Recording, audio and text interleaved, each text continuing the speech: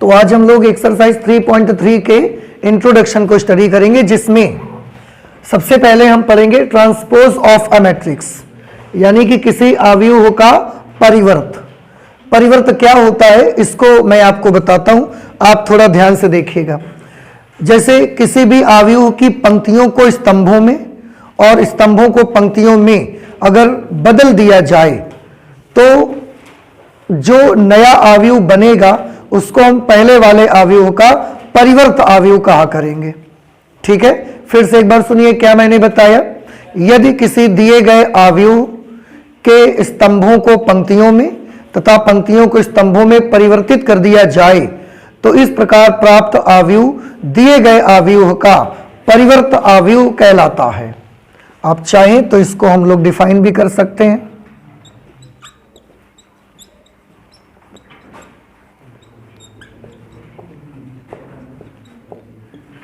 यदि किसी दिए गए अवयव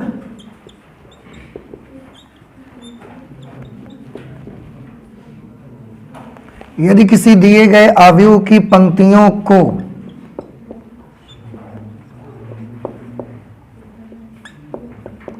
स्तंभों में तथा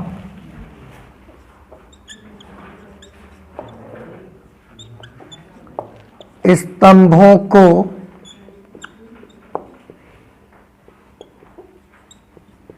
पंक्तियों में परिवर्तित कर दिया जाए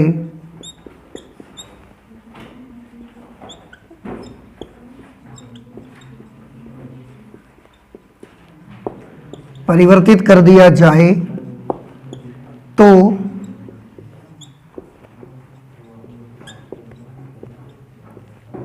प्राप्त अवयव को दिए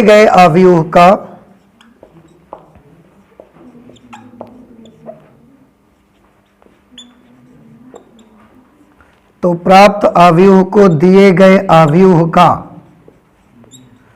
परिवर्त अवयव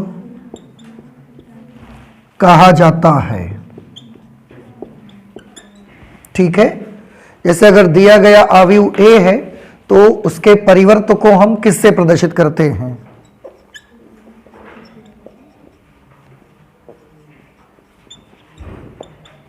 यदि दिया गया अवयव A है तो उसका परिवर्त अवयव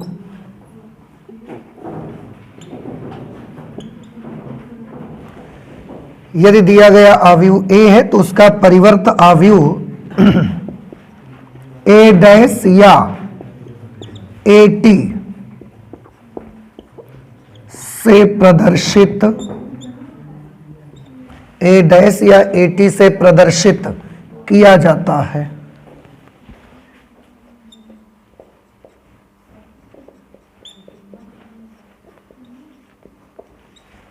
ठीक है, देखिए यदि किसी दिए गए अवयव की पंक्तियों को स्तंभों में तथा स्तंभों को पंक्तियों में परिवर्तित कर दिया जाए, रोज को कॉलम में और कॉलम को रोज में अगर कन्वर्ट कर दिया जाए तो जो भी नया मैट्रिक्स आपको मिलेगा that matrix will be the transpose matrix of the given matrix. यानी कि अगर दिया गया अवयव A है, कोई भी अवयव जो हमको दिया गया है उसे हम A से लिख रहे हैं तो उसका जो परिवर्त अवयव होगा उसे हम दो तरह से बेटा प्रदर्शित कर सकते हैं। एक तो उसके ऊपर डैश लगा करके और दूसरा उसके ऊपर T लगा के। इसे भी हम पढ़ा करेंगे ट्रांसपोज ऑफ A, इसे भी हम पढ़ेंगे ट्रांसपोज ऑफ मैट्रिक्स A से प्रदर्शित करते हैं। अब थोड़ा सा मैं जरा इसका एक एग्जांपल बताता हूं। इससे भी पहले एक मैट्रिक्स लेते हैं कि यदि A मैट्रिक्स आपकी एक इस तरीके की है Aij जिसका ऑर्डर है m/n, तो A एक ऐसा अवयव है जिसके एलिमेंट Aij हैं, m/n क्रम का मैट्रिक्स है।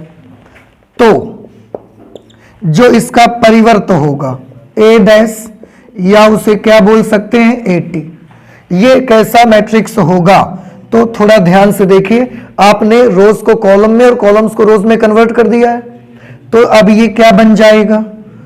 AJI बन जाएगा। और क्रम जो कि पहले m/n था अब क्रम भी n बाई m बन जाएगा, क्योंकि रोज को कॉलम्स में और कॉलम्स को रोज में कन्वर्ट करेंगे ना आप, तो एलिमेंट्स तो एक्सचेंज हो ही जाएंगे, बदल जाएंगे, दूसरा उनके क्रम भी बदल जाएंगे। अगर ये m बाई n के ऑर्डर की मैट्रिक्स थी तो ये n बाई m ऑर्डर की मैट्रिक्स बन जाएगी आपकी। ठीक है, तो ये चीज आपको याद रखना है। अब इसका मैं एक एग्जांपल लेके आपको दिखाता हूं, आप थोड़ा ध्यान से देखें। कोई भी एग्जांपल आप ले लीजिए, जैसे मैं एक एग्जांपल ले लेता हूं 1 2 3 4 5 6 7 8 9 ऐसा। तो ये एक मैट्रिक्स ए है।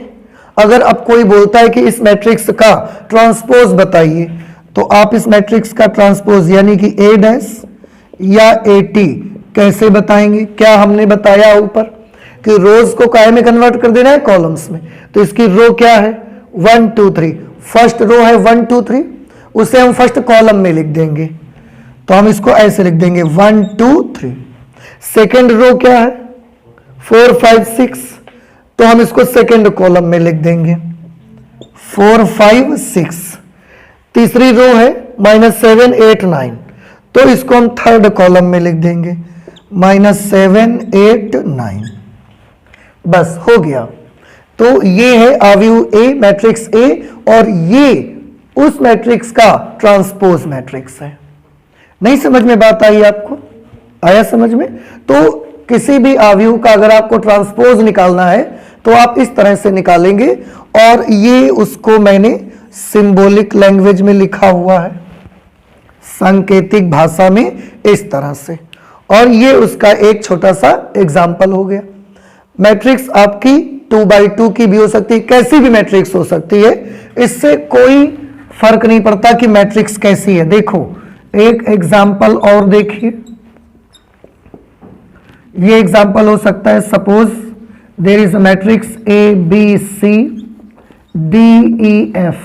ये मैट्रिक्स देखो, इसका ऑर्डर क्या है? 2 बाई 3 इसका ऑर्डर है। अब इसको हमने ट्रांसपोज निकालना है, इसका हमें परिवर्त अवयव निकालना है। तो इसका परिवर्त अवयव कैसे निकालोगे? रो को कॉलम में कन्वर्ट कर देना। तो फर्स्ट रो में क्या लिखा है, इसको हमने फर्स्ट कॉलम बना देना है। सेकेंड रो में डी ई एफ है, तो इसको हमने सेकेंड कॉलम बना देना है। और अब आप देखें, अब इसका ऑर्डर क्या हो गया? 3 बाई 2, तो ऑर्डर चेंज हो गया। और ये आपको थोड़ा सा जरूर याद रखना है कि इसमें अवयव किस क्रम का है ये मायने नहीं रखता। अवयव चाहे जिस क्रम का हो, ट्रांसपोज आप सबका निकाल सकते हो।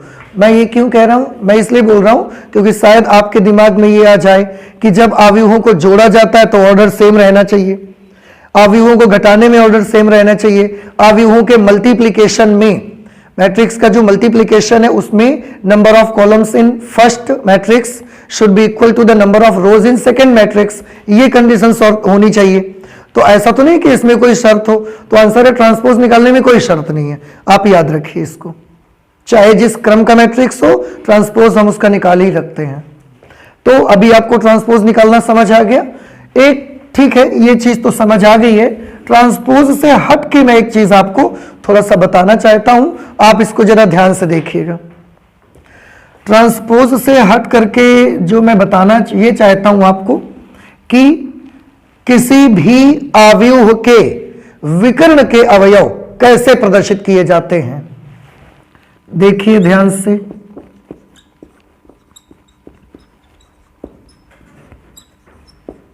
किसी अवयव के विकर्ण के अवयवों को, किसी अवयव के विकर्ण के अवयवों को प्रदर्शित करने का क्या तरीका है?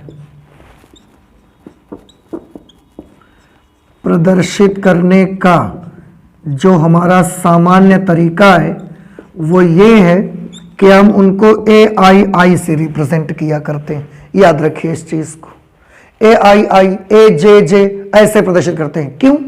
थोड़ा सा देखिए, एक मैट्रिक्स लिख के देखिए आप, A11, A12, A13, A21, A22 A33 नहीं, A23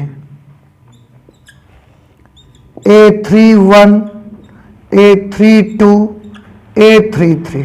अब आप ध्यान से देखें, ये डायगोनल एलिमेंट आप देख रहे हैं इनके, आप देखिए A11 A22 A33, ए के साथ जो ये लगे होते हैं नंबर आई और जे, दोनों सेम है, दोनों सेम है, दोनों सेम है। तो आप चाहे 2x2 का बनाओ, चाहे 3x3 का मैट्रिक्स बनाओगे, लेकिन किसी अवयव के जो विकर्ण के एलिमेंट्स होंगे, जो डायगोनल एलिमेंट्स होंगे, उनको रिप्रेजेंट करने का आपका ये मेथड रहा करेगा।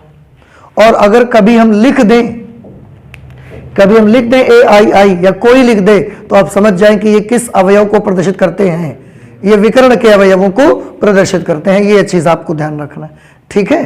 तो ये ट्रांसपोज ऑफ मैट्रिक्स और उसके बाद ये विकर्ण के अवयव, इसकी थोड़ी जरूरत पड़ेगी, इसलिए मैंने आपको बता दिया है। परिवर्त की बेटा कुछ प्रॉपर्टीज होती हैं, उसको भी हम देख लेते हैं जरा। Properties of transpose of a matrix. एक मैट्रिक्स है तो उसका जो ट्रांसपोज होगा उसमें कुछ प्रॉपर्टी रहती है, वो आपको थोड़ा याद रखना है। मैं आपको बताऊं, जैसे सबसे पहली प्रॉपर्टी ये है कि आपके पास एक मैट्रिक्स ए है, आपने उसका ट्रांसपोज निकाला, ठीक, और जो उसका ट्रांसपोज निकला उसका फिर एक बार आपने ट्रांसपोज निकाल दिया, तो ऐसी सिचुएशन पे फिर से वही मैट्रिक्स आपको मिल जाएगा। ये आपको याद रखना है जरा, ठीक है। दूसरा जो प्रॉपर्टी होती है कि अगर किसी भी मैट्रिक्स में, कोई मैट्रिक्स ए है, उस मैट्रिक्स में एक कांस्टेंट के से मल्टीप्लिकेशन किया है हमने, के से मल्टीप्लाई किया है, और पूरे का हम एक साथ ट्रांसपोज निकाल रहे हैं, तो ऐसी सिचुएशन पे क्या प्रॉपर्टी यूज होगी? तो के तो ऐसा ही लिख दिया जाएगा, ए का ट्रांसपोज निकाल के मल्टीप्लाई करेंगे, फिर हम के का कुछ नहीं करेंगे, ए का ट्रांसपोज निकाल के इसमें मल्टीप्लाई करवा देंगे।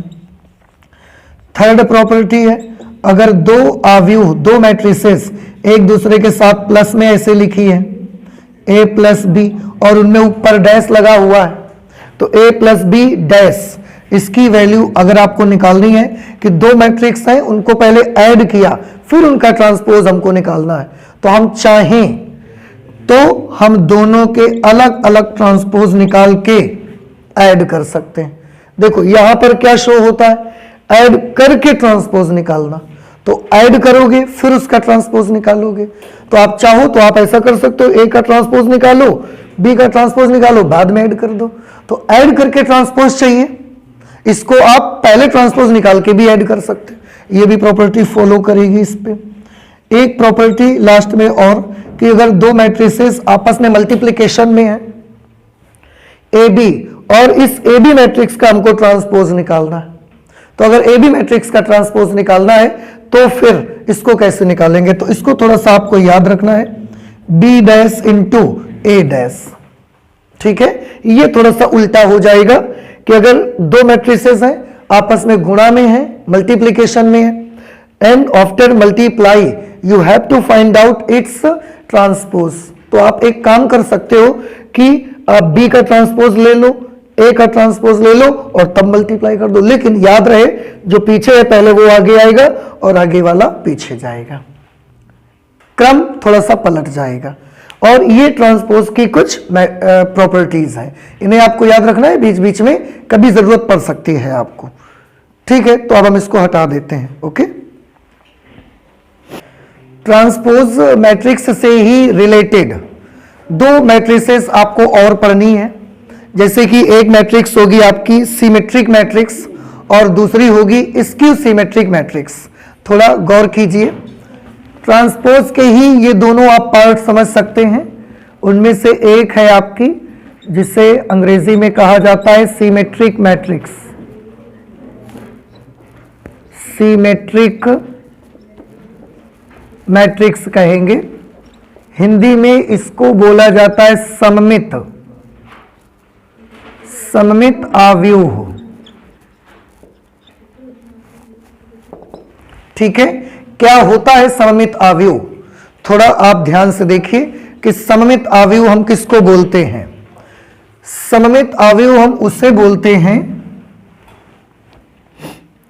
पहली बात तो जो सिमेट्रिक मैट्रिक्स होगा उसे एक स्क्वायर मैट्रिक्स होना चाहिए। कैसा मैट्रिक्स होना चाहिए? स्क्वायर मैट्रिक्स, यानी कि वर्ग आव्यूह। एक ऐसा वर्ग आव्यूह, देखो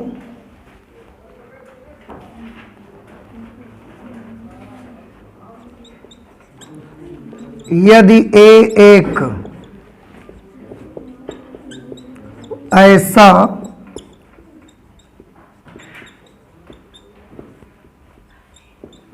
वर्ग आव्यूह है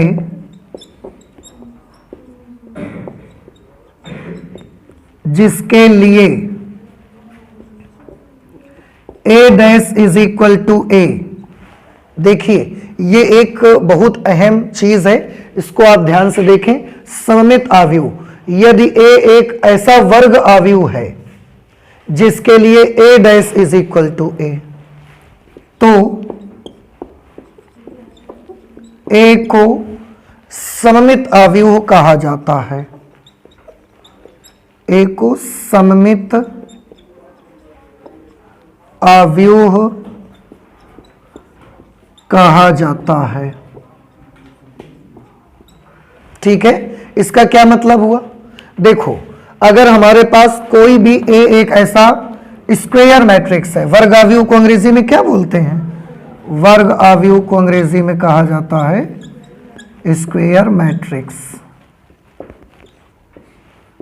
ठीक है, अगर ए हमारे पास एक ऐसा वर्ग आव्यूह है जिसके लिए अगर हम उसका ट्रांसपोज निकालते हैं तो वो फिर से ए के बराबर आ जाता है।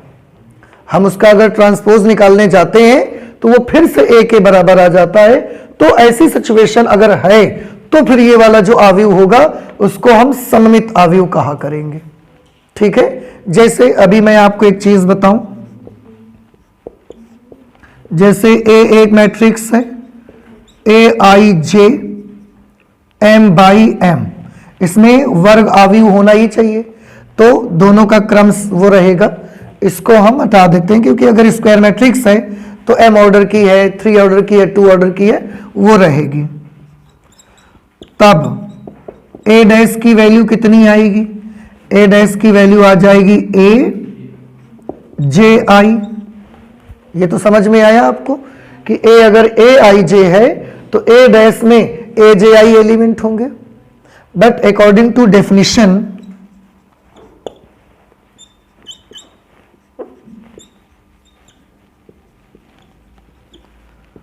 परिभाषा के अनुसार क्या होना चाहिए? ए डैश की वैल्यू किसके इक्वल रहनी चाहिए? ए के बराबर रहनी चाहिए। ए डैश ये है, ए ये है, दोनों आपस में इक्वल रहनी चाहिए। तो हम यहां पर लिख सकते हैं ए J I is equal to ए आई जे। ये एक चीज आप याद रखेंगे तो सममित आव्यूह में आपको कोई प्रॉब्लम नहीं होगी। इसका क्या मतलब हुआ? इसका ये मतलब हुआ ए जे आई बराबर ए आई जे, या हम ये भी लिख सकते हैं ए आई जे is equal to A J आई, ये भी तो कर सकते हैं। अब थोड़ा ध्यान से देखिएगा जरा, अगर मैं यहां पर ऐसे लिख देता हूं A11 लिख देता हूं अगर मैं, तो इधर भी क्या आ जाएगा? आई की जगह एक, जे की जगह एक, जे की जगह एक, आई की जगह पर एक, A11। अगर मैं आई की जगह 1 और जे की जगह 2 लिख देता हूं तो क्या बनेगा बताओ? A1 हो गया, J2, तो यहां पर क्या आ जाएगा? A21। अगर मैं आई की जगह 1 और जे की जगह 3 लिख देता हूं, A13 is equal to A31। मैं और करके दिखाता हूं, आपको इससे बहुत अच्छा एक आइडिया मिलेगा। अगर मैं लिख देता हूं A21, आई की जगह 2, जे की जगह 1, तो ये क्या बन जाएगा? A12। अगर मैं A22 लिखूंगा तो A22 ही आएगा। अगर मैं A323 लिखूंगा तो ये किसके इक्वल होगा? A32 के इक्वल होगा। अगर मैं A31 लिखूंगा तो ये A13 के इक्वल होगा। अगर मैं A32 लिखूंगा तो ये A23 के इक्वल होगा। अगर मैं A33 लिखूंगा तो ये A33 के इक्वल होगा। अब आप ये सोच रहे होंगे इतना सब कुछ कर तो दिया, इसका यूज क्या है? तो थोड़ा ध्यान से देखें। इसका यूज ये है बेटा कि A12 का जो एलिमेंट होगा वो A21 वाले एलिमेंट के कैसा होना चाहिए? बराबर। A13 वाली जगह पर जो भी एलिमेंट आएगा वही एलिमेंट A31 वाली जगह पर भी आना चाहिए। ये शर्त आपको मैं समझाना चाहता हूं। A21 वाली जगह पर आने वाला अवयव ही A12 वाली जगह पर आएगा। A22 वाला A22 पर ही आएगा, वो और कहीं नहीं आएगा। A23 वाली जगह पर आने वाला अवयव A32 वाली जगह पर आएगा। A31 वाला एलिमेंट A13 वाले एलिमेंट के इक्वल होगा। A32 वाला एलिमेंट A23 वाले एलिमेंट के इक्वल होगा और A33 वाला केवल A33 वाली जगह पर ही आ सकता है। अब इसका जब आप एग्जाम्पल बनाने जाओगे, एग्जाम्पल मैं आपको बताऊं, अगर आप ये चीज स्टडी नहीं करोगे तो सममित अवयव का आप सारे अवयवों के एग्जाम्पल ले सकते हो। आप पंक्ति अवयव, स्तंभ अवयव, जितने भी तरह के मैट्रिसेस चलते हैं आप उन सब के एग्जाम्पल एक बार में बना सकते हो। लेकिन अगर आपको यह तरीका नहीं मालूम है तो आप इसका एग्जाम्पल अपने मन से कोई भी मैट्रिक्स लिख दोगे और वो सिमेट्रिक मैट्रिक्स बन जाएगी। इम्पॉसिबल है, नहीं हो सकता। So it is very difficult कि अपने आप से हम कोई मैट्रिक्स लिखें एंड इट इज श्योर कि वो सिमेट्रिक मैट्रिक्स होगी, ऐसा नहीं हो सकता। उसके लिए ये शर्त आपकी लगेगी। तो अगर ये बातें आपको मालूम है तो आप सिमेट्रिक मैट्रिक्स लिख पाओगे, नहीं तो ये नहीं मालूम है तो आपको कहीं ना कहीं से एग्जाम्पल देख के ही लिखना पड़ेगा। अपने मन से आप एग्जाम्पल नहीं नोट कर सकते। बात समझ आ रही है? अब देखिए मैं आपको लिख के दिखाता हूं। पहले मैं 2x2 का मैट्रिक्स लिख के दिखाऊंगा। तो सबसे पहले 2x2 का मॉडल तैयार कर लें। A11, A12, A21, A22, ये तो हमने मॉडल तैयार कर लिया। ठीक है, अब ध्यान से देखें A11 और A22, A11, A22 इन जगहों पर तो कोई भी एलिमेंट आप लिख दो, कोई प्रॉब्लम नहीं है, लेकिन वो एलिमेंट और कहीं नहीं आएगा। लेकिन A12 का जो एलिमेंट है सेम वही एलिमेंट कहां आना चाहिए? A21 में। देखो A12 का एलिमेंट A21 वाली जगह पर आना चाहिए। तो क्या बनाया हमने इसका एग्जाम्पल देखिए। कुछ भी लिख दो, यहां पर हमने लिख दिया 1 लिख दिया और यहां 3 लिख दिया। अब यहां पर हमने 2 लिख दिया, पर विकर्ण में कुछ भी लिख दो, कोई दिक्कत नहीं है। पर यहां देखो जो एलिमेंट A12 का होता है वही A21 का होता है कि नहीं होता? तो A12 वाली जगह पर हमने क्या लिखा है? 3। तो A21 वाली जगह पर भी हमको क्या लिखना पड़ेगा? 3। अगर आप ऐसा नहीं करेंगे तो मैट्रिक्स तो बन जाएगी, बट वो मैट्रिक्स सिमेट्रिक होगी कि नहीं होगी ये कंफर्म नहीं है। और अब अगर आपने इसको देख के लिखा है तो आप ध्यान से देख लीजिए, ये मैट्रिक्स सिमेट्रिक मैट्रिक्स है। मैं आपको करके दिखा सकता हूं। कैसे पता चलता है कि कोई मैट्रिक्स सिमेट्रिक है कि नहीं है? तो आंसर है उसका A डैश निकालो। अगर वो A डैश भी A के बराबर आ जाए तो बोल देना कि A सिमेट्रिक है। तो हम इसका A डैश निकालते हैं। अब A डैश इसका निकालो। A डैश कैसे निकालोगे? रो को कॉलम में चेंज करोगे। तो इसकी रो 1 3 है, हम इसकी रो 1 3 को हमने कॉलम 1 3 बना दिया। अब इसकी दूसरी रो क्या है? 3 2, तो दूसरी रो को भी कॉलम में बदल दो 3 2। और अब थोड़ा सा मिलान करिए जरा आप इससे। ये तो लेफ्ट हैंड साइड पे तो A डैश है, इसको मिलाइए 1 3 3 2, 1 3 3 2, ये तो A है। तो इसकी जगह पर हम क्या लिख सकते हैं? A dash. इसका मतलब साफ है कि ये वाली जो मैट्रिक्स हमने ली है वो मैट्रिक्स है किस प्रकार की मैट्रिक्स है? सममित अवयव है, लिख सकते हैं। इसलिए A एक सममित अवयव है।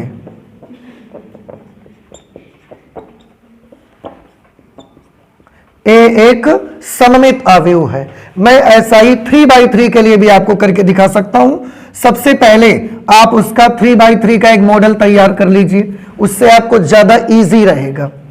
मॉडल बनाया A11, A12, A13, A21, A22, A23, A31, A32 A33, ये मॉडल तैयार कर लिया। ये सममित है, ये नहीं बोल रहा हूं मैं, वो मैंने एक मॉडल बना लिया है। अब मैं जो लिखूंगा वो मैट्रिक्स सममित आव्यूह होगा। देखिए क्या देखा है आपने, विकर्ण की जगह तो कुछ भी लिख दो, आप सारे एलिमेंट अलग अलग लिख दो, तो विकर्ण में कुछ भी लिख दो। मैंने लिख दिया 1, यहां लिख दिया 2 और यहां लिख दिया हमने 3, कुछ भी लिख दो आप, जो मर्जी आपके नोट कर दो।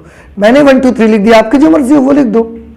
यहां पर मैंने क्या लिख दिया 4, किसकी जगह पर लिखा है A12, तो यही वाला एलिमेंट कहां लिखा जाना चाहिए, A21 वाली जगह पर आना चाहिए यहां पर, तो यही एलिमेंट A21 की जगह पर ला दो। फिर A13 की जगह आप कुछ भी लिख दो, 5 लिख दिया हमने, तो A13 वाला एलिमेंट ही कहां आएगा, A31 वाली जगह पर आएगा, तो ये 5 यहां पर भी आएगा। A23 की जगह हमने 6 लिख दिया, जो A23 की जगह पर आएगा वही कहां आएगा, A32 की जगह, तो वही 6 यहां लिख दो। ये एक मैट्रिक्स है, और अब आप चेक करके देख लो, ये कंफर्म सिमेट्रिक मैट्रिक्स होगी। हम करके दिखा देते हैं आपको। अब हम इसका A' लिख के दिखाते हैं आपको। देखिए A' कैसे लिखेंगे, रोज को कॉलम में कन्वर्ट करेंगे। इसकी फर्स्ट रो क्या है 1 4 5, तो फर्स्ट कॉलम 1 4 5, सेकेंड 4 2 6, तो सेकेंड कॉलम 4 2 6, 5 6 3 थर्ड रो है, तो 5 6 3 थर्ड कॉलम है। अब ये A' हमने लिखा, इसको चेक करिए जरा, 1 4 5 4 2 6 5 6 3, सेम बिल्कुल वही आ गई। अगर सेम वही आ गई तो A' is equal to A आ गया। Then again we can say that A is a symmetric matrix. It is clear that A is a symmetric matrix. अब ये बताएं क्या सममित आव्यूह क्या होता है, और आप उसके एग्जाम्पल आपको कहीं से देखने की जरूरत नहीं है। अगर आपको ये चीजें मालूम है तो, बात समझ आ रही है, तो कहीं से देखने की आपको जरूरत नहीं है, आप अपने अमन से एग्जाम्पल बना सकते हैं। लेकिन अगर ये चीजें आपको नहीं मालूम होंगी तो सिमेट्री मैट्रिक्स के आप एग्जाम्पल नहीं बना सकते अपने आप से, आपको किताब में देखना ही पड़ेगा, कहीं ना कहीं से उसके एग्जाम्पल नोट ही करने पड़ेंगे देख करके। ठीक है, तो ये हमने बताया आपको सममित आव्यूह। तो सममित आव्यूह हो गया। ट्रांसपोज पर आधारित एक मैट्रिक्स और भी है हमारे पास, जिसे बोला जाता है विषम सममित आव्यूह। तो अब हम उसको स्टडी करते हैं, इसे आप नोट करिए।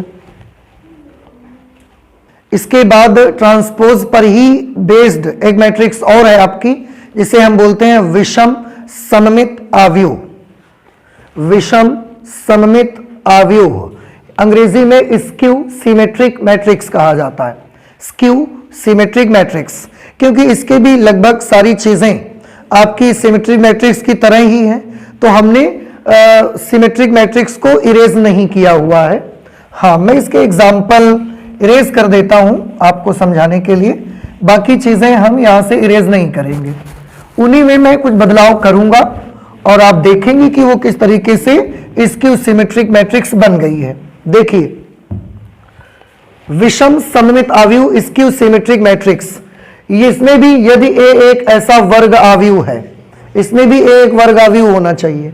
यदि A एक ऐसा वर्ग आव्यूह है जिसके लिए A' is equal to -A, अगर A' का मान -A के बराबर हो तो A को सममित आव्यूह कहा, A को विषम सममित आव्यूह कहा जाता है। विषम सममित आव्यूह कहा जाता है, याद रहेगा आपको। यदि हमारे पास A एक ऐसा वर्ग आव्यूह है जिसके लिए A' जब हम निकालते हैं तो वो A के नेगेटिव के इक्वल आता है, A' is equal to negative of matrix A, तो ऐसी हालत में जो हमारा मैट्रिक्स A होगा उसको हम बोलेंगे कि ये एक विषम सममित आव्यूह होता है या विषम सममित आव्यूह है। विषम सममित आव्यूह की सिंबॉलिक लैंग्वेज कैसी होगी, विषम सममित आव्यूह की सिंबॉलिक लैंग्वेज होगी कि अगर A की वैल्यू ये है तब A' की वैल्यू कितनी आ जाएगी, A' की वैल्यू -AJI। देखो रो कॉलम में तो बदल ही जाएगा, उसके साथ और क्या एक चीज आ जाएगी, उसके साथ एक माइनस आ जाया करेगा। ठीक है, अच्छा, अब इतनी चीज सब बच्चों को समझ में आ गई। अगर ये समझ में आ गया है तो अकॉर्डिंग टू डेफिनेशन A' किसके इक्वल होना चाहिए, A dash is equal to minus A होना चाहिए। आप ए डैश में अभी यहां माइनस मत लगाएं, क्योंकि ये ए है और यहां तो हमने ए डैश निकाला है ना, परिभाषा के मुताबिक फिर ए डैश माइनस ए के बराबर होना चाहिए। तो A dash should be equal to -1। A dash हमने लिखा ए जे आई और माइनस ए आई बराबर माइनस और ए की जगह लिखेंगे ए आई जे, या हम ऐसे भी लिख सकते हैं ए आई जे is equal to minus A J आई। बात तो वही है ना। अब इसको भी थोड़ा गौर से सभी बच्चे समझेंगे कि ए आई जे बराबर माइनस ए जे आई, तो A 11 is equal to minus A 11, A 12 is equal to minus A 21, A 13 is equal to minus A 31, A 21 is equal to minus A 12, A 22 is equal to minus A 22, A 23 is equal to minus A 32, minus minus minus. जब आप ऐसा करोगे तो इसमें एक थोड़ा सा strange चीज आपको देखने का मौका मिलेगा। कहां पर? हाँ तो ठीक तो है, A21 जो होगा वो माइनस A12 होगा। मतलब हमारा कहने का ये कि अगर जो एलिमेंट A21 की जगह लिखा हुआ है उसका नेगेटिव करके आप A12 की जगह लिख सकते हो, ठीक। या तो फिर जो एलिमेंट A12 की जगह लिखा है उसका नेगेटिव करके A21 की जगह लिख सकते हो। दोनों काम नहीं होंगे, होगा एक ही काम, ठीक है। अच्छा हाँ, एक चीज और देखो, एक और देखो, यहां पर कहां चला गया, ये मैं दिखाना चाहता हूं आपको, यही पूछना था आपको। ओके, तो ये देखिए हम आपको बता देते हैं, ध्यान से देखिएगा। ये A11, A22, A33 ये सब कौन से एलिमेंट हैं? डायगोनल एलिमेंट, सब विकर्ण के अवयव हैं। चेक करिए, A11, A22, A33 सब डायगोनल एलिमेंट हैं। अगर ये डायगोनल एलिमेंट हैं तो हमको यहां से क्या देखने को मिल रहा है? हमको देखने को मिल रहा है AII is equal to minus AII। ऐसा ही तो है सब जगह, तीन जगहों पर, यहां पर, यहां पर और यहां पर, ये तीनों डायगोनल एलिमेंट्स हैं। अब आप गौर से देखिए, मैंने एक जनरल लैंग्वेज उनकी लिखी कि तीनों में मुझे एक बात दिख रही है, AII is equal to minus AII, ठीक है। अगर बेटा हम इसको इधर ले आते हैं तो ये क्या हो जाएगा, AII plus AII is equal to 0। ये सेम है तो दोनों जुड़ जाएंगे, 2AII इज इक्वल टू 0, 2 उधर जाके डिवाइड में हो जाएगा, AII इज इक्वल टू 0। अभी थोड़ी देर पहले याद करिए, हमने बताया था AII क्या होता है। AII किसको रिप्रेजेंट करता है? डायगोनल एलिमेंट को। और आज यहां पर हम करके दिखा सकते हैं कि डायगोनल एलिमेंट कैसे होते हैं, 0। तो जो विषम सममित आव्यूह हुआ करेंगे उनका डायगोनल एलिमेंट कैसे हुआ करेंगे, 0। याद रखिए इस चीज को। सममित आव्यूह में भी तो विकर्ण आव्यूह लिखते थे, 0 तो नहीं लिखते थे ना हम। लेकिन याद रहे, in skew symmetric matrices the diagonal elements should be equal to 0। उसके जो विकर्ण के अवयव हुआ करेंगे वो कैसे होने चाहिए, वो 0 के बराबर होने चाहिए। अब हम इसका एग्जाम्पल लिख सकते हैं। देखो, अब हमें इसमें दो बातें याद रखनी है। कौन कौन सी? पहला, अगर विषम सममित आव्यूह लिख रहे हो तो डायगोनल एलिमेंट कैसे लिखना पड़ेगा, देख रहे हैं, हमने करके दिखाया आपको। दूसरी चीज, A12 की जगह जो एलिमेंट लिखा है उसका नेगेटिव करके ही कहां लिखना है, A21 की जगह पर नोट करना है। क्लियर? तो चलिए अब हम स्टार्ट करते हैं इसका एग्जाम्पल बनाना। क्या मॉडल लिखने की जरूरत है? मॉडल आपके पास है, आप नोट कर लीजिए। हम सीधे एग्जाम्पल पे आते हैं। एक एग्जाम्पल, सबसे पहले मैं एग्जाम्पल बनाता हूं किसका, 2x2 का एग्जाम्पल बनाते हैं। देखो, 2x2 का एग्जाम्पल बनाएंगे तो यहां पर हमने लिखा, देखो डायगोनल एलिमेंट कैसे होने चाहिए, तो यहां 0 रहना चाहिए। यहां पर हमने लिख दिया A, यहां पर क्या आएगा, 0, तब तो डायगोनल एलिमेंट 0 हो पाएंगे। और यहां क्या आएगा, माइनस A। Very good. क्यों माइनस A? क्योंकि ये 1 2 है और ये A21 है। A12 की जगह जो आएगा उसका नेगेटिव करके हमको कहां लिखना है, A21 की जगह पर। बात समझ आ गई आपको? अच्छा, अब ये हमारा एक आव्यूह बन गया। क्या ये विषम सममित आव्यूह है? अगर ये विषम सममित आव्यूह है तो इसका a डैश निकाल के देखो, -a के बराबर आना चाहिए। तो अब हम इसका a डैश निकालने जाते हैं। a डैश, किसी भी आव्यूह का a डैश अर्थात a ट्रांसपोज कैसे निकालते हो आप? रोज को कॉलम में परिवर्तित करके। तो रो को, पहली रो क्या है 0a, तो इसको कॉलम में कर दो। दूसरी रो क्या है -a0, ऐसा कर दो। बात समझ में आई? लेकिन अभी ये आपको वैसा नहीं दिखेगा, ध्यान से देखिए। a dash is equal to, हम पूरे मैट्रिक्स से माइनस कॉमन कर लेते हैं, तो माइनस कॉमन कर लेंगे। देखो ये चीज अभी तक नहीं आई थी, ये कॉमन लेने वाली प्रोसेस पहली बार आ रही मैट्रिक्स में। तो थोड़ा सा हम इसके बारे में आपको ये बताना चाहते हैं कि आपको ध्यान रखना है, जब आपने आव्यूह में स्केलर नंबर का गुणा पढ़ा था, मल्टीप्लीकेशन पढ़ा था, तो जब मल्टीप्लाई पढ़ी थी आपने, उस समय क्या देखा था कि जब आव्यूह में किसी आचर नंबर से मल्टीप्लाई करते हैं तो कैसे करते हैं? सारे एलिमेंट्स में। ऐसा ही अगर आप कॉमन लोगे तो सारे एलिमेंट्स से आपको कॉमन लेना पड़ेगा। अगर आप आव्यूह में, मैट्रिक्स में कोई नंबर कॉमन लेना चाहते हैं तो बेशक आप कॉमन ले सकते हैं, but you have to remember कि आपको कॉमन सारे एलिमेंट्स से लेना पड़ेगा। तो हम -1 कॉमन ले रहे हैं, तो -1 कॉमन किससे लेंगे? आंसर है सारे एलिमेंट्स से लेंगे। 0 से तो कोई मतलब नहीं है, इससे माइनस कॉमन हो गया तो क्या बचा? a। इससे माइनस कॉमन होगा तो क्या आ जाएगा? -a। इससे माइनस कॉमन होगा तो क्या होगा? 0। अब आप बेटा देख सकते हैं 0a -a0, 0a -a0, ये क्या बन गया? a बन गया। तो a dash is equal to -a, और a dash is equal to -a होना इस बात की निशानी है कि एक ऐसा आव्यूह है, विषम सममित आव्यूह है। तो हम लिख सकते हैं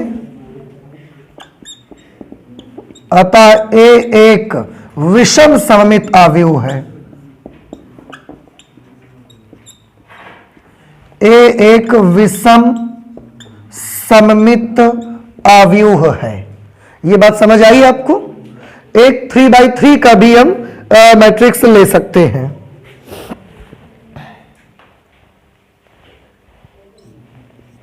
हम एक 3x3 का मैट्रिक्स भी ले सकते हैं। देखिए कैसे, एक मैट्रिक्स हमने लिया, लेकिन बड़ी केयरफुली उसको आपको एग्जाम्पल बनाना है। कैसे बनाएंगे? सबसे पहले डायगोनल एलिमेंट कैसे होने चाहिए? 0। तो डायगोनल एलिमेंट सब कैसे हो जाएंगे? इसके 0 होने चाहिए डायगोनल एलिमेंट। क्लियर? अच्छा, अब a12 की जगह हमने लिख दिया 1, तो a12 की जगह जो लिखा जाएगा वही एलिमेंट a21 की जगह लिखा जाएगा, लेकिन उसका नेगेटिव करके। ठीक है? ऐसे ही a13 की जगह हमने लिख दिया, कुछ भी लिख दिया बाई चांस, हमने 2 लिख दिया a13 की जगह, तो ये एलिमेंट इसका नेगेटिव करके कहां लिखेंगे? a31 की जगह, और a31 यहां पर है। ठीक है? अब अगर हमने a23 की जगह लिख दिया -3, कहां लिखा? a23 की जगह लिखा, तो a32 की जगह भी आपको इसका नेगेटिव करके लिखना पड़ेगा, और इसका नेगेटिव क्या होगा? 3। कुछ भी कहीं लिख दो, एक जगह लिख दो, दूसरी जगह पर नेगेटिव करके एलिमेंट आपको लेने पड़ेंगे। याद रहेगा? नहीं समझ में आया? अब ये तो ले तो लिया, लेकिन इतना सब करने के बाद क्या ये मैट्रिक्स विषम सममित है? इसके लिए हम थोड़ा सा चेक करना चाहते हैं, तो हम इसका ट्रांसपोज निकालेंगे। ट्रांसपोज कैसे निकालेंगे? रो को कॉलम और कॉलम को रो में कन्वर्ट करके। तो रो को कॉलम में कन्वर्ट करिए। पहली रो इसकी क्या है? 0 1 2, तो 0 1 2। दूसरी है -1 0 -3, -1 0 -3। थर्ड रो है -2 3 0। रो को हमने कॉलम में कन्वर्ट कर दिया। अब क्या करेंगे? आप यहां से -1 कॉमन कर लीजिए। माइनस कॉमन करेंगे तो निशान चेंज हो जाएंगे, साइन बदल जाएंगे। 0 1 2 -1 0 -3 -2 3 0। और अब आप देख सकते हैं बेटा ये माइनस, और इसको चेक करिए, ये बिल्कुल पूरा का पूरा A मिल रहा होगा। और A transpose is equal to negative of matrix A होना इस बात का संकेत है कि ए एक विषम सममित आव्यूह है। ए एक विषम सममित आव्यूह है। अब आप मुझे बताइए, अभी आपने दो तरीके की मैट्रिसेस पढ़ी हैं, सिमेट्रिक मैट्रिक्स और एक स्क्यू सिमेट्रिक मैट्रिक्स। क्या ये दोनों बातें आपको समझ में आ गई? नहीं आया? तो अभी आप एग्जाम्पल जब सममित और विषम सममित की कोई कहेगा तो एग्जाम्पल आप बुक से देख के ही छापोगे या अपने मन से भी अब आप बना सकते हो?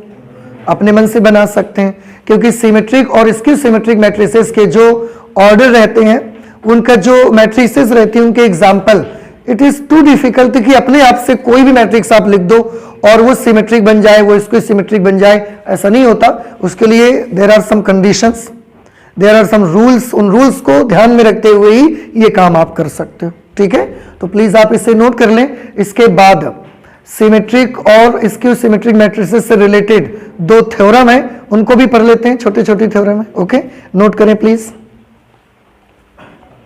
सममित और विषम सममित आव्यूहों को जो आपने अभी अभी स्टडी किया, तो उन आव्यूहों के आधार पर दो थ्योरम बनी हुई है, दो प्रमेय बनी हुई हैं। थोड़ा उन्हें जरा आप ध्यान से देख लें। जैसे पहली थ्योरम आपकी है कि वास्तविक संख्याओं वाले किसी वर्ग आव्यूह ए के लिए अगर आपके पास एक वर्ग आव्यूह ए है और वो वर्ग आव्यूह वास्तविक संख्याओं के एलिमेंट्स से बना हुआ है, मतलब उस आव्यूह के अंदर जो अवयव है वो कैसे हैं? वास्तविक संख्या है। तो कोई भी वास्तविक संख्याओं वाला अगर वर्ग आव्यूह याद रहे, आव्यूह कैसा होना चाहिए? वर्ग। क्योंकि ये सममित और विषम सममित से रिलेटेड है तो आव्यूह वर्ग ही चाहिए फिर हमको। तो वास्तविक संख्याओं वाले किसी वर्ग आव्यूह के लिए कोई भी मैट्रिक्स आप लिख लो, कोई भी लिख लो आप। अगर कोई वर्ग आव्यूह आप ए लिखते हो, फिर उसका ए डैश भी निकाल लो। ए डैश निकालना आपको आने लगा, ट्रांसपोज रो को कॉलम में और कॉलम को रो में बदल करके, फिर आप ए में अगर ए डैश को ऐड कर दोगे तो आप देखोगे कि वो एक सममित आव्यूह मिलेगा आपको। और अगर ए में से ए डैश को माइनस कर दोगे आप, तो आप पाओगे कि वो एक सममित आव्यूह मिलेगा आपको, सॉरी विषम सममित आव्यूह मिलेगा। ये एक थ्योरम है, ये एक प्रमेय है। क्या बताया गया प्रमेय में? प्रमेय में आपको ये बताया गया कि वास्तविक संख्याओं का कोई भी एक वर्ग आव्यूह आप बना लो, कोई भी बना लो, उसमें कोई बंधन नहीं है, बस वर्ग आव्यूह होना चाहिए और कोई भी बना लो, कोई भी एलिमेंट आप ले लो, रियल नंबर्स ले लो केवल। ऐसा कोई भी अगर आप आव्यूह बना लेते हैं, उसके बाद उसका ए डैश निकालते हैं आप, फिर अगर ए में से ए डैश को ऐड कर देते हैं तो जो मैट्रिक्स आपको मिलेगी वो एक सममित आव्यूह होगा। और अगर ए में से ए डैश को माइनस कर देते हैं आप, तो जो मैट्रिक्स आपको मिलेगी वो कैसा होगा? वो विषम सममित आव्यूह होगा। ये एक थ्योरम है हमारी। अब इस थ्योरम को आप देखिए कैसे हम लोग इसको प्रूव कर सकते हैं, इसको समझ सकते हैं। थोड़ा ध्यान से देखिएगा, मैं यहां पर आपको इसे करके दिखाता हूं। हमने क्या बताया आपको कि कोई भी मैट्रिक्स आप ले लो, कोई भी मैट्रिक्स जो आपको मर्जी हो, लेकिन होना कैसे चाहिए? वर्ग आव्यूह, और उसके अंदर जो एंट्रीज होनी चाहिए वो सब रियल नंबर्स की होनी चाहिए। कोई भी ले लेते हैं, 1 2 3 4 5 6 7 8 9। आपने देखा, हमने एट रैंडम कोई भी मैट्रिक्स ले ली, फिर उसके बाद हम उसका क्या निकालेंगे? ए डैश। ए डैश निकालेंगे तो रो को कॉलम में, कॉलम को रो में कन्वर्ट करेंगे। 1 2 3 करेंगे तो 1 2 3 4 5 6 7 8 9, रो को कॉलम में, कॉलम्स को रो में कन्वर्ट कर दिया। ठीक है, अब ये कोई भी मैट्रिक्स ले ली हमने, उसका ए डैश भी निकाल लिया। अब उनका बोलना ये है कि अगर आप ए प्लस ए डैश निकाल लोगे तो वो सममित बन जाएगी। तो चेक करके देख लेते हैं। ए प्लस ए डैश निकाल लो, ए और ए डैश को ऐड करना है, मैं लिखूंगा नहीं, सीधे ऐड करते हैं, आप सब जानते हैं। 1 + 1 2, 2 + 4 6, 3 + 7 10, 4 + 2 6, 5 5 10, 6 8 14, 7 and 3 10, 8 6 14, 9 9 18, ये a प्लस a डैश आ गया, ठीक है। अब अगर ये a प्लस a डैश आ गया है तो इसको हमें चेक करना है कि ये क्या बोल रहे हैं कि a प्लस a डैश कैसा अवयव है, सममित अवयव। तो मुझे चेक करना है कि वाकई में ये सममित अवयव आया या नहीं आया। तो हमने चेक करने के लिए इसको थोड़ी देर के लिए क्या मान लिया, C मान लिया कि इस अवयव का नाम क्या है, C। तो सममित चेक करना है इसको, तो कैसे चेक करते हैं, सममित में अगर ये C मैट्रिक्स सममित होगा तो C बराबर C डैश के आना चाहिए। तो हम इसका C डैश निकाल देते हैं, C डैश, इसको रो को कॉलम को रो में बदलो। 2 6 10, 6 10 14, 10 14 18। अब आप थोड़ा ध्यान से देखिए, C dash is equal to, इसको चेक करिए, 2 6 10, 6 10 14, 10 14 18। वाओ, ये किसके बराबर आ गया, देखो ये तो C के बराबर आ गया। और C डैश का मान C के बराबर आ जाना किस बात का संकेत है कि C एक सममित अवयव है। हम लिख सकते हैं अतः C अर्थात C का मतलब क्या है, a प्लस a डैश, अतः C अर्थात a प्लस a डैश एक सममित अवयव है। अब बताइए, ये वाला पहला वाला समझ आ गया आपको। अब अगर हम a माइनस a डैश निकाल के देखें, a माइनस a डैश इसी में कर लेते हैं, तो a माइनस a डैश करेंगे, 1 माइनस 1 किया 0, 2 माइनस 4 किया -2, 3 माइनस 7 कर देंगे तो -4, 4 माइनस 2 कर दिया +2, 5 में 5 माइनस 0, 6 में 8 माइनस -2, 7 में 3 माइनस हो गए 4, 8 में से 6 माइनस हो गए 2, 9 में 9 माइनस हो गए 0, ठीक है।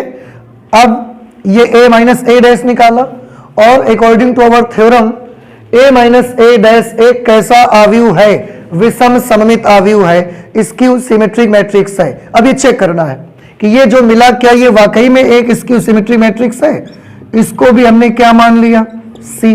अब इसको हमें चेक करना है कि ये विषम सममित है कि नहीं। अगर ये विषम सममित होगा तो C डैश निकालने से -C के इक्वल आएगा, तो इसका C डैश निकालो। 0 - 2 - 4, तो 0 - 2 - 4, 2 0 - 2, 2 0 - 2, 4 2 0, 4 2 0 हमने ऐसे लिख दिया। और बेटा अब यहां से एक काम कर लो, आप माइनस कर लो कॉमन, माइनस कॉमन करोगे तो कौन कौन से एलिमेंट्स से होगा, सब से माइनस आ जाए कॉमन, तो 0 -2 -4 2 0 -2 4 2 0। और आप देख सकते हो बेटा माइनस, इसको चेक करिए, ये पूरा ये C लिखा हुआ है, तो इसकी जगह पर हम क्या लिख सकते हैं C। और C डैश अगर -C के इक्वल हो गया है तो ये इस बात की निशानी है, ये इस बात का संकेत है कि C, अतः C अर्थात C आप किसको बोल रहे हो, a माइनस a डैश, अर्थात a माइनस a डैश एक कैसा अवयव है, विषम सममित अवयव है।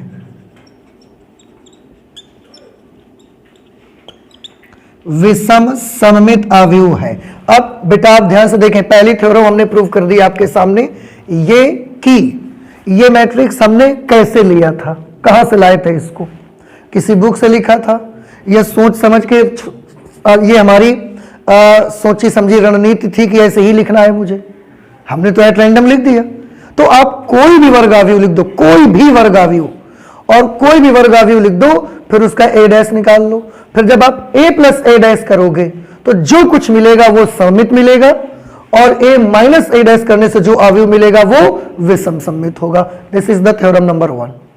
क्या अब आप सबको समझ में आ गई? ओके, थ्योरम 2, लिखा है किसी वर्ग आव्यूह को एक सममित तथा एक विषम सममित आव्यूह के योगफल के रूप में व्यक्त किया जा सकता है। मतलब देखो क्या बोल रहे हैं, किसी वर्ग आव्यूह, इसके लिए कोई स्पेशल स्क्वायर मैट्रिक्स नहीं चाहिए, दुनिया का कोई भी स्क्वायर मैट्रिक्स हो, बस रियल नंबर की एंट्रीज हो उसमें, तो दुनिया का कोई भी स्क्वायर मैट्रिक्स हो, आप चाहोगे तो उसको एक सममित और एक विषम सममित आव्यूह के जोड़ के रूप में आप लिख सकते हो, व्यक्त कर सकते हो। कैसे, इसका क्या मतलब हुआ? इसका मतलब थोड़ा ध्यान से सभी बच्चे देखें। मान लेते हैं कि अगर हमारे पास ए एक मैट्रिक्स है, माना ए एक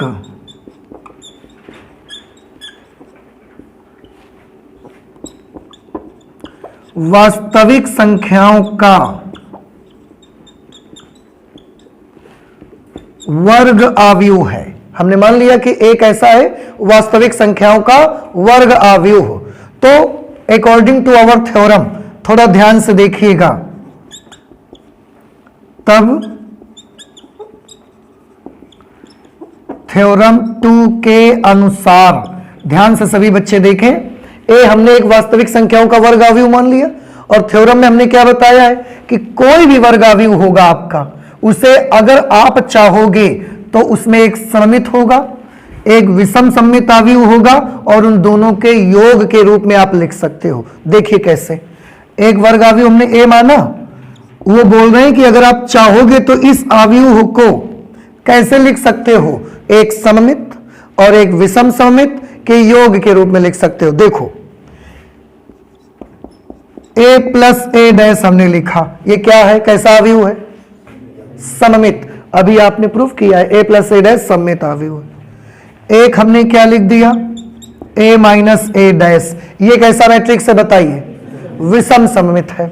अगर हम इसके साथ, ये कैसा मैट्रिक्स था, और इसमें अगर 1/2 से मल्टीप्लाई कर देंगे तो भी तो ये सममित रहेगा। 1/2 से मल्टीप्लाई कर देने से सममित आव्यूह की नेचर पर कोई इफेक्ट नहीं पड़ेगा। ये कैसा आव्यूह है, विषम सममित। इसमें भी अगर हम 1/2 से मल्टीप्लाई कर देंगे तो ये कैसा हो जाएगा, विषम सममित, और दोनों का योग हमने कर दिया। करके देखो ए मिलेगा आपको, चेक करिए जरा इसे, देखो ध्यान से सभी बच्चे। 1/2 कर लिया कॉमन, मैं इसको सॉल्व करके आपको दिखाता हूं। दोनों से 1/2 कर लिया हमने कॉमन, अंदर में क्या बचा, a plus A dash plus a minus A dash, इतना समझ आया, माइनस ए डैश प्लस ए डैश कैंसिल हो गया, 1/2 इंटू 2a, क्या आ गया, a आ गया कि नहीं आ गया।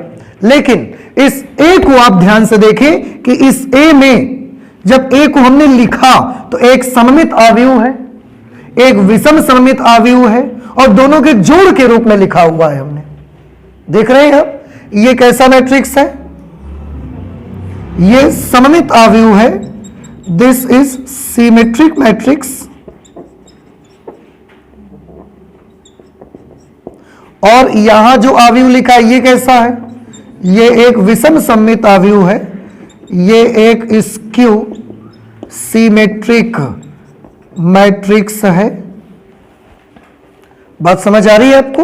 और यही थ्योरम बोल रही थी आपके, क्या बोला जा रहा था थ्योरम में, कि दुनिया का कोई भी वर्ग आव्यूह हो, केवल रियल नंबर एंट्रीज होनी चाहिए।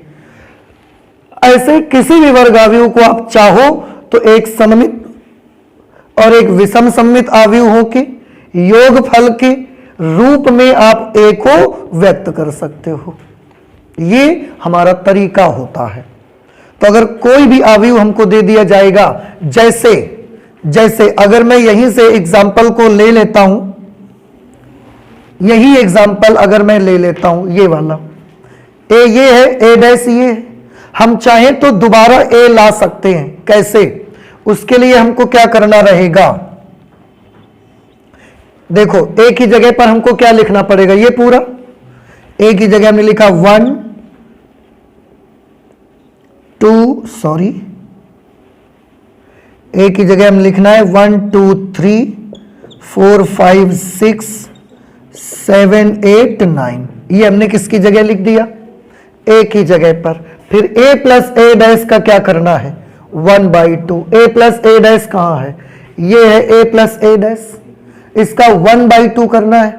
1/2 से मल्टीप्लाई, यानी कि सब एलिमेंट्स में 2 से डिवाइड, तो सारे एलिमेंट्स में 2 से आप डिवाइड कर दीजिए। तो 1 3 5 1 3 5 3 5 7 3 5 7 5 7 9 5 7 9 प्लस, अब a माइनस a डैश में 2 से डिवाइड कर लो, a माइनस a डैश, ये a माइनस a डैश है, इसमें 2 से डिवाइड करोगे तो 0 -1 -2 -1 -2 1 0 -1 1 0 -1 2 1 0 2 1 0। आप चेक कर लो, जब इसको ऐड कर दोगे यही मैट्रिक्स आपको मिल जाएगी, चेक करके देखो आप, मिल रही है। 1 में 0 ऐड किया 1, 3 में -1 ऐड कर दिया 2, 5 में -2 ऐड हुए 3, 3 में से 1 ऐड होके 4, 5 में से 0 ऐड हुआ 5, 7 में से -1 ऐड हुए 6, 5 में 2 ऐड हुआ 7, 7 में 1 ऐड हुआ 8, 9 में 1 यहां पर, ओ सॉरी यहां पर 0, तो 9 में अगर 0 ऐड करोगे तो क्या आ जाएगा, आप देख रहे हो। और ये कैसा मैट्रिक्स है, ये सममित है, और ये कैसा मैट्रिक्स है, ये विषम